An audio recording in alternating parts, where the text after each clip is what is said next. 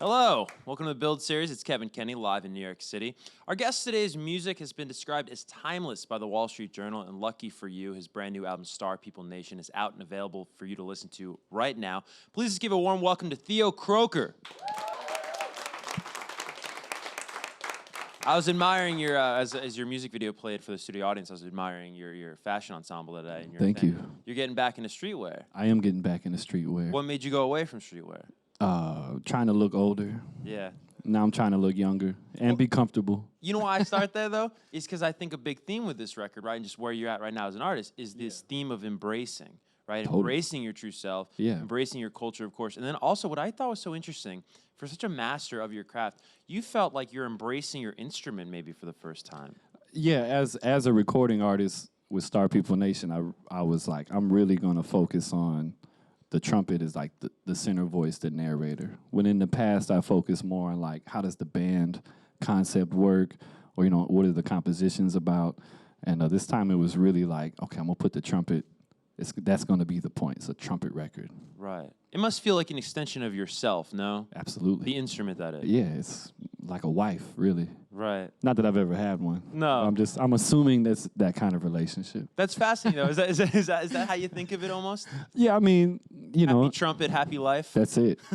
On days where I wake up and I can play the trumpet real well, I'm extremely happy and wonderful to be around. Yeah.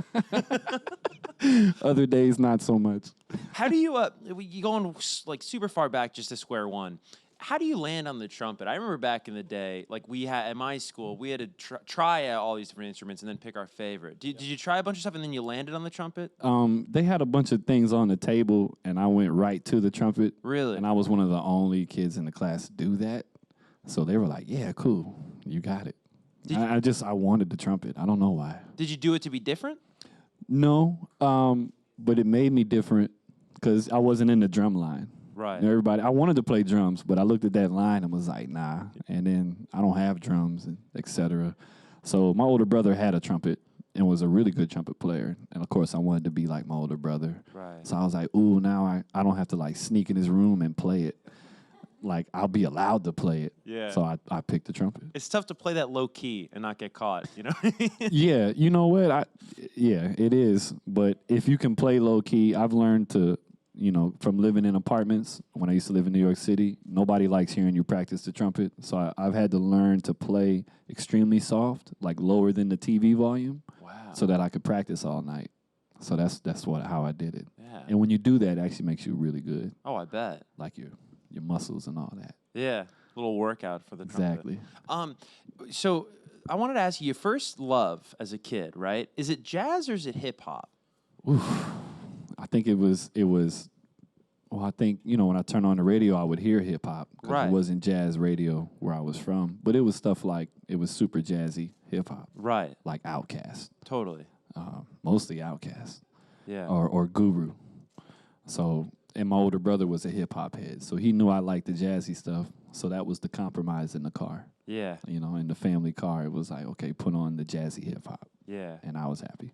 It's because I ask because it's so funny. I think a lot of times growing up, you hear jazz and you think of like old music, right? Something that I'm saying as a small kid, right? When you don't know any better. But then you listen to a lot of that hip hop, and then you get exposed to jazz. You go, oh, this almost sounds like an instrumental for like you said, an Outkast song I would like, or a Tribe song that I would like. I mean, that's true. I mean, I grew up, you know, both of my parents had really eclectic music taste, and then my brother kind of filled in the holes with what was new. So growing up, I didn't know what was new, what was old.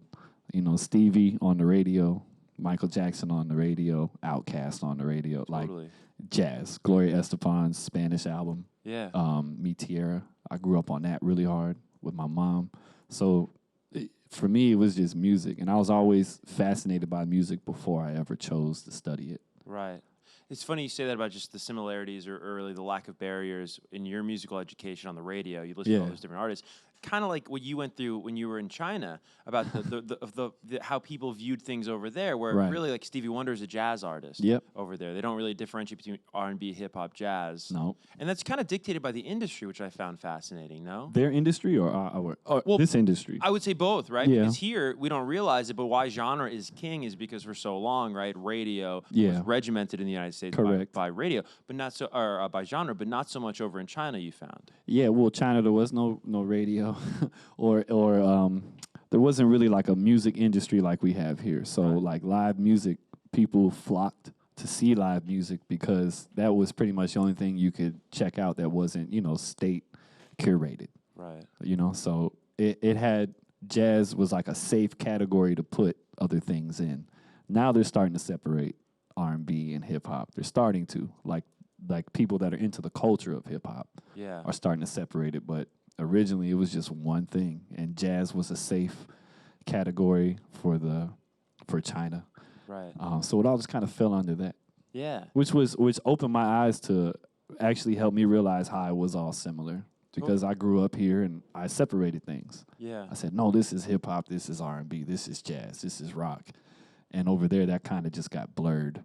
They had a rock scene though, but the rest of it got blurred, and I was like, oh wait, it's kind of all the same thing. Yeah, which is ironic in a way because I think the big story nowadays in American music is it's happening here now. Yeah, it sounds like it is. We're getting back to realizing what it's really about. Yeah.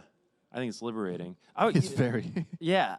You know what I want to ask you in terms of the word liberating and the idea of it is, do you feel like making music that it's predominantly instrumental, right? That predominantly doesn't have vocals. Is that liberating or is that a hindrance to you in terms of reaching people?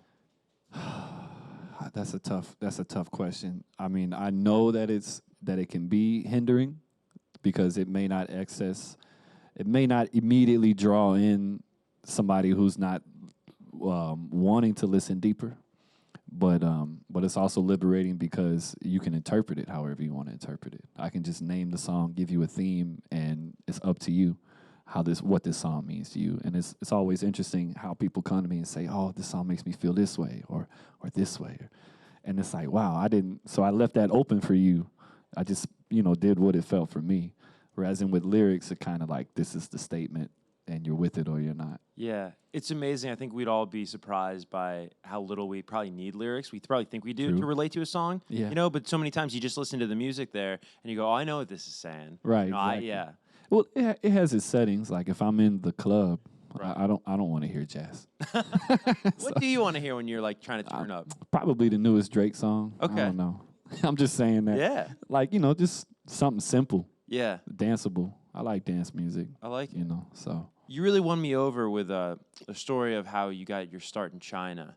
And I thought it was, maybe I misunderstood the steps, but I took it to be a great lesson in you may think you want one thing, but another option might actually be better for you. True. Yeah. I mean, a lot of my journey in China was accepting, maybe you should just embrace where you're at instead of like looking at what's going on everywhere else and trying to get to that. Like, once you just stay here and maximize everything you can do here. And then through that, I met Dee Dee Bridgewater, who then brought me here. Right. So I had no idea I was going to live in China. Yeah. Never had any interest in living in China. When they called me on the phone, I was like, is it anything like Japan? Because I know Japanese are jazz nuts. And they were like, oh, yeah, it's like Japan. And when I got there, I was like, this is nothing like what I saw on TV for Japan. So, but really embracing, just accepting sometimes where you are is realizing that that's where you're supposed to be. Right. And then that changes the whole perspective. I mean, just to take it back for if you're watching and you're a new fan, is that you were trying to get, I guess you were looking for a job after college stateside and just wasn't going so well. And you got this opportunity to go over there and you got to really hone your craft. Yes. I mean, what, 3 shows a night? Yeah, 3 shows a night, 6 nights a week. And that went on for 6 months. I mean, that just doesn't exist stateside, right? It doesn't. And that's what, all the masters I was hanging out with, like Marcus Belgrave, Tootie Heath, Donald Byrd, Gary Bartz, I called them. I was like, man, I don't know. Should I go do this? And they were like, yeah. Like, that's what we used to do in the 50s or in the 40s even. Like, that was how you made a living, being a musician. And that's also how you really learned, especially as an improvisational or jazz musician, you need to be doing it all the time. Oh yeah. And jam sessions are great, but that's not as structured as a performance. So the experience I got from doing that, the ability to be able to play at any moment, every night, no matter what the day was like, no matter what you went through, really prepared me for everything now. Yeah. You talk about the live music experience. You did something really cool with the production on the new album, where you took a mixture of live performances and then in-studio performances, and you sampled them and then resampled them. Can you sort of take us through that process? Oh, yeah. So, I mean, when I make albums, especially this one, first of all, I tell the band very little because I don't want them over-interpreting the music. I want it to be very raw and sound very live. So they were given music with not a lot of information and no titles, nothing, and they just play. And a lot of times I would sample what they would play while they're out and bring them back, have them play over it.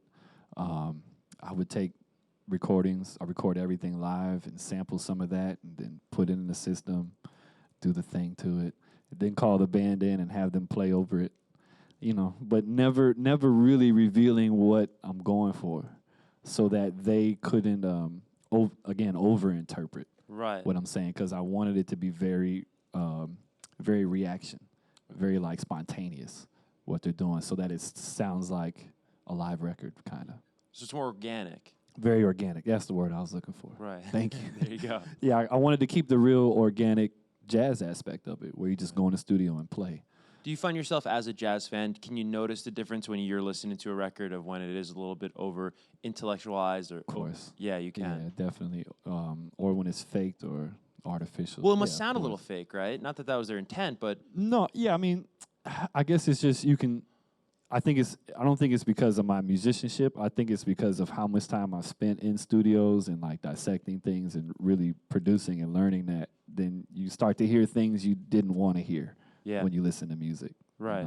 You start to hear obvious overdubs or obvious layers, or which can sometimes ruin it for you because you still like it. Yeah. You know what I mean? But you're like, but this is constructed. And totally. That's okay. Well, and sometimes too much production, I find, it's like it separates you from the music, right? It does. And anytime you separate you from the music, you also separate, you stand the potential of separating the listener from the music. Right, yeah. So it's really trying to strike a balance between all the technology and production that's possible, so that you can put a statement out musically, but still keep it organic so that people can absorb it and relate to it. And it sounds human at the end of the day. Exactly. Yeah. Flying Lotus is a great example. Yeah, new album, right? Yeah. Ooh, it's you like that one? I love it.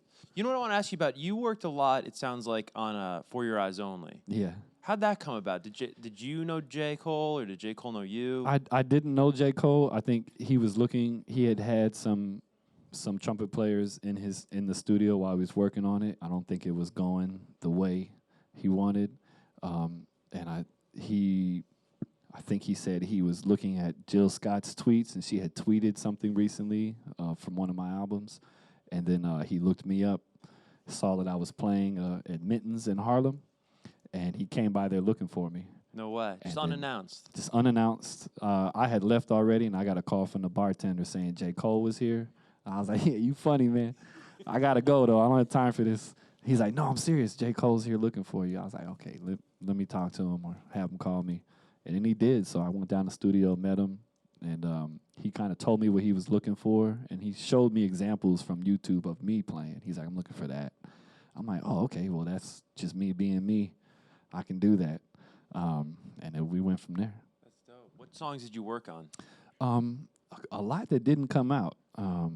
In a good way. Like, yeah. I think he did like 20 tracks for that record. Right. Maybe 10 came out. So the ones that came out are For Your Eyes Only, Vile Mentality, and the very first one that I can't remember the name of. Right. I can't remember the name. Escaped me too. It's a great album. I'm going to listen to it later. It's a really dope album. Yeah. I think he did a really good job of like, because he's like really, his rap it's really for real rap.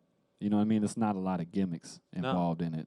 So he did a real good job of incorporating jazz and instruments in the record without it becoming like super jazzy. Right. Like it stayed hip hop. Yeah. So like hip hop fans really like J. Cole because it stays that way. Whereas like a Kendrick Lamar is like super experimental and will go all kind kind of directions. So it was really interesting to see an artist be present and modern, but not get away from the core. You know, like really stay true to like the core hip hop. Yeah. Which I thought was dope. J. Cole cracks me up in a way because he's such a great rapper that now what he's doing, I've seen in his recent singles and these features he hops on, is like he does everybody's flow better than that person. Yeah, you know what I mean? He's Like going he'll do hard an Atlanta this year. flow, Yeah. he'll do like a SoundCloud flow, and then he'll of course do just. I mean, he's a dope, you know, and I didn't know this before working with him, but he's a dope artist and a wonderful human being. Yeah. And a lot of people in that industry are not.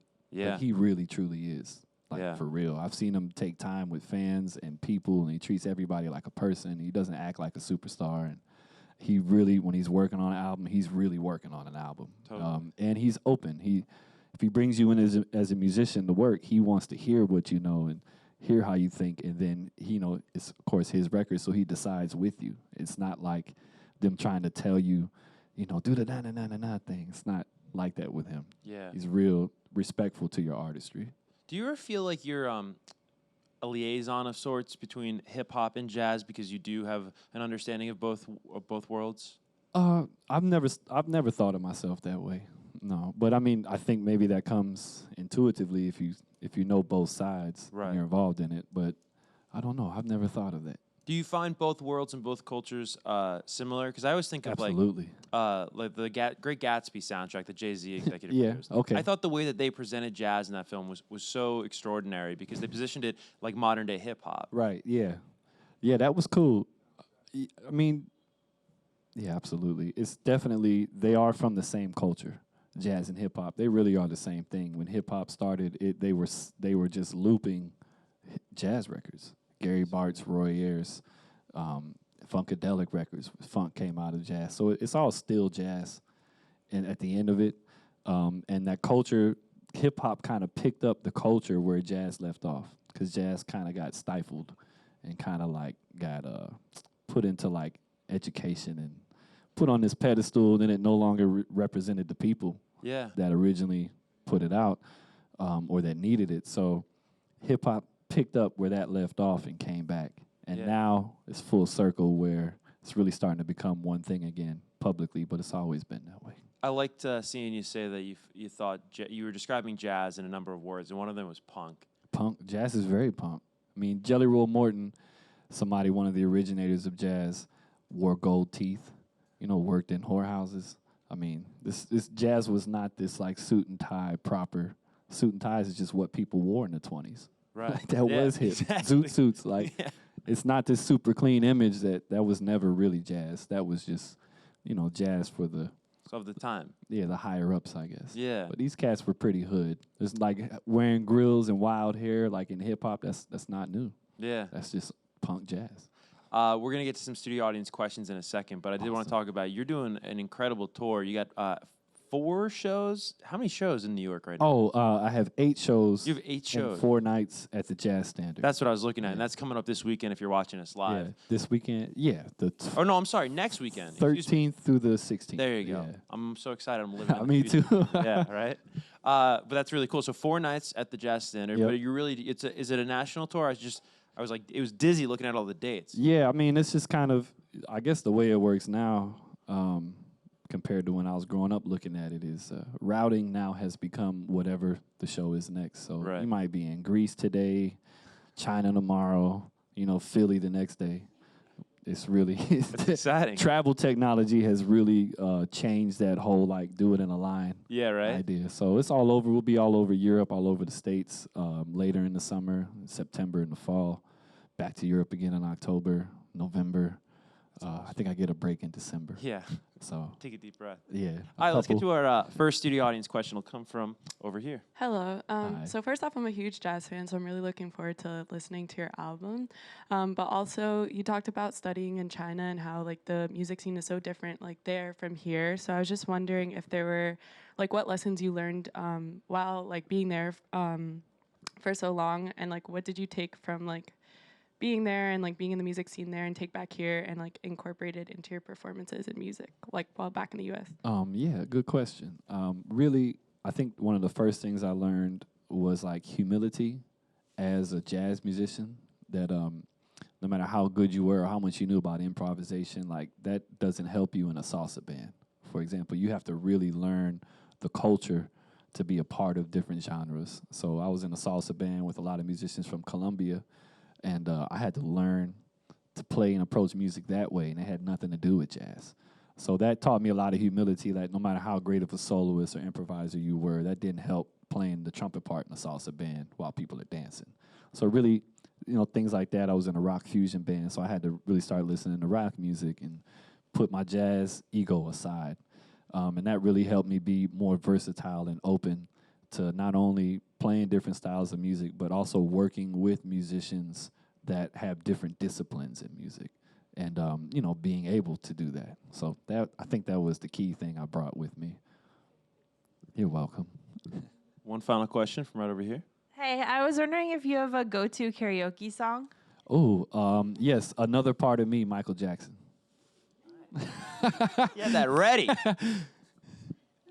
That's awesome. We're unfortunately at time, man, but thank you so much for coming by. Thank you Where for can having we me. stay up to date with you? You can follow me on Instagram, Theo Croker. I don't really use Facebook, but it's there. And Twitter, Theo Croker. That's it. Right on. Yeah. All right, guys, one more time for Theo Croker. Thank you.